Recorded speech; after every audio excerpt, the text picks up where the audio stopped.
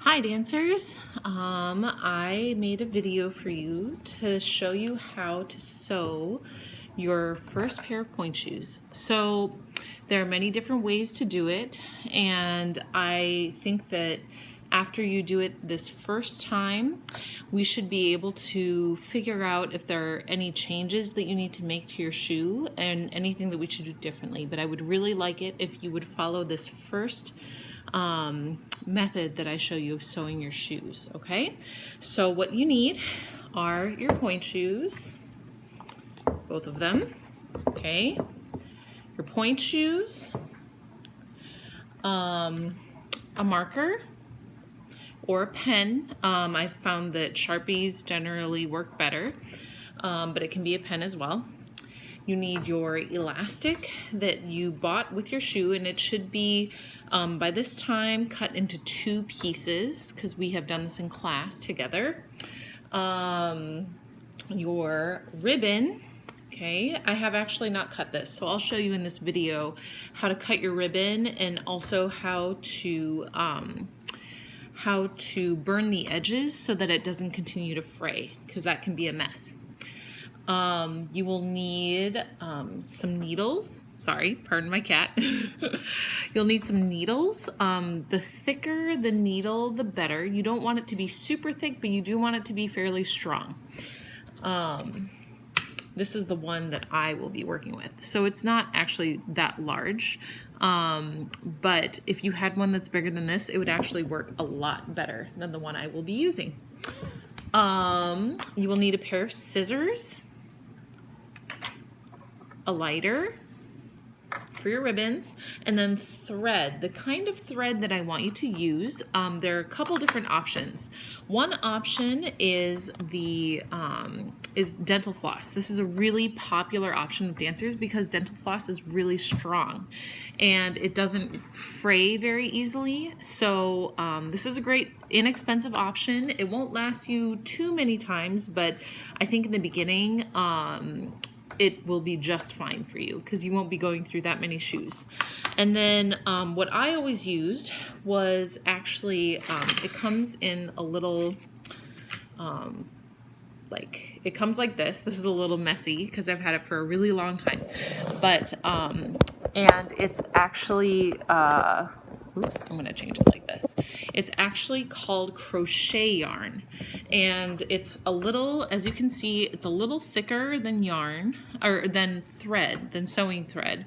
And it actually is really strong. So that's why I always use it. You may also use thread that is stronger. You don't want thread that's very thin because it can break really easily. Okay, so but if that's all that you have for right now, that's okay. And if you have if you end up having a ribbon or an elastic that pops off, that's okay. We can just sew it back on. All right, so let's get started. The first thing that I want to show you is how to cut your ribbons. So what you want to do is you want to take your ribbons and you want to make 4 matching lengths or 4 matching strips of ribbon. So what I have is I have 2 really long ribbons that I put together end to end. And so what you're going to do is you're going to take the 2 ends and you're going to put them together like this. You're going to make a little U, okay? And you're going to go ahead and stretch it all the way, and you're going to cut it right here where that little loop is, right there.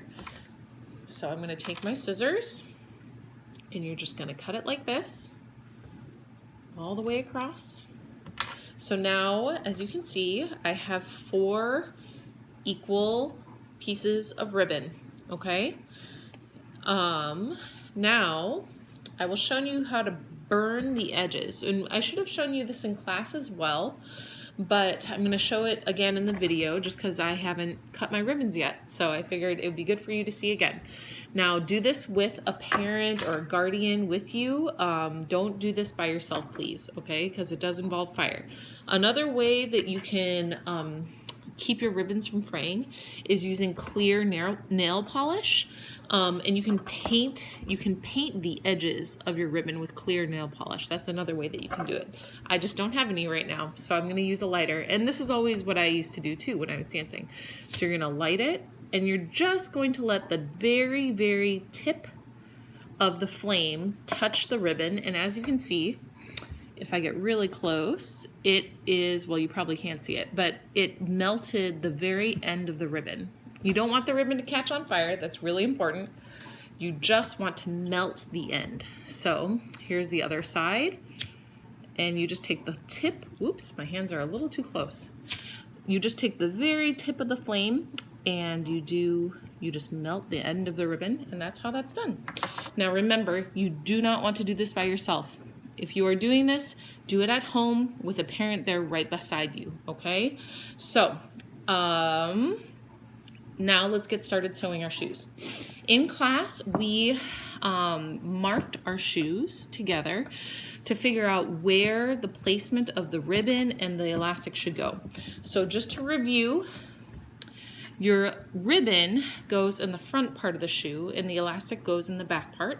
The ribbon is designed to support the arch of the foot, while the elastic is designed to support the heel.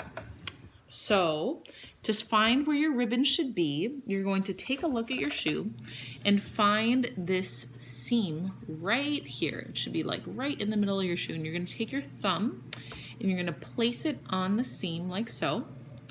And then on the outside edge of your thumb is where you're going to make your mark. And that is going to be where you place the outside edge of your ribbon, just like that, okay? So we'll do our ribbons first.